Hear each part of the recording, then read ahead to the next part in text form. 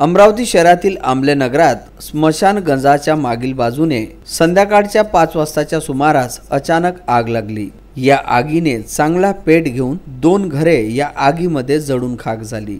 काल माझ्या घराजवळ ईशान नावाचा मुलगा आला, माझ्या मुलाला लातीनं ढकललं।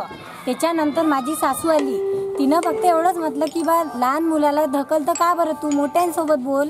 तर ते नाही तर तो त्यांचा गळा दाबत होता, मारत होता त्यांना। ते नाही मग माझ्या घरचे आले तर त्यांनाही त्यानं मारलं, चाकूनी हमला केला। मग आम्ही रिपोर्ट द्यायला गेलो, इथं कोणीच नव्हतं, पोलीस वगैरे कोणीच नव्हतं, आमचं घर होतं फक्त एकटं। आम्ही रिपोर्ट द्यायला गेलो, त्यांनी आमचे दोन्ही घरं जाळून टाकले। माझ्या देराचं, त्यांचं नाव कृष्णा रामदास हिरोडकर आहे, त्यांचंही घर जाळलं आणि माझंही घर जाळलं, दोन्ही घरं जाळून टाकले त्यांनी।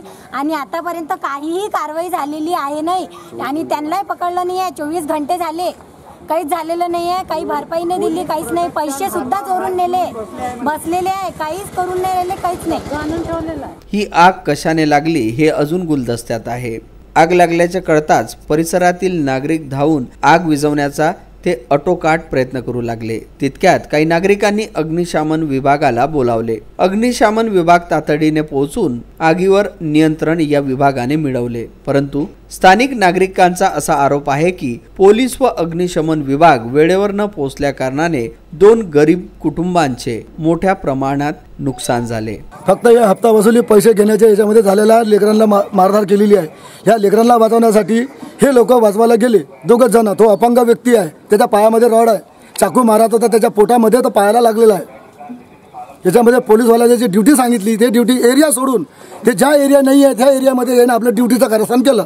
इतक्या वेळामध्ये त्यानं ह्या घरामध्ये आग लावून दिली आहे पूर्ण, आणि यांचं बरंचसं नुकसान झालेलं आहे। फक्त नुकसानचा खर्च यानं फक्त 1.5 लाखाच्या जवळजवळ टाकला आहे।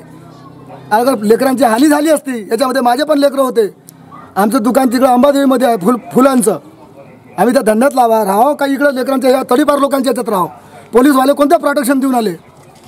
यांची जिम्मेदारी हे पोलीस खाता आहे, जे यांची ड्युटी बराबर नाही आहे, एरिया सोडून दुसरीकडे ड्युट्या करून आले। Bureau report, Vidarbha news.